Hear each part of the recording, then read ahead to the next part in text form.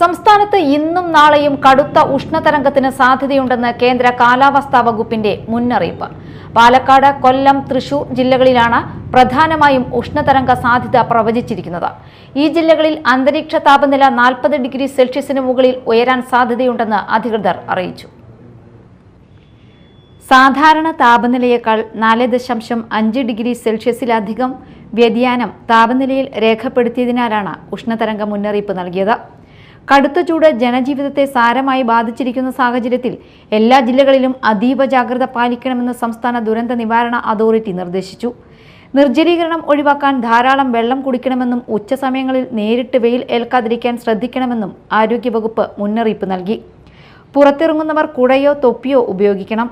പാനീയങ്ങൾ ധാരാളമായി ഉപയോഗിക്കുന്നതിലൂടെ ശരീരത്തിലെ ജലാംശം നിലനിർത്താൻ ശ്രമിക്കണമെന്നും നിർദ്ദേശമുണ്ട്. News desk, media time.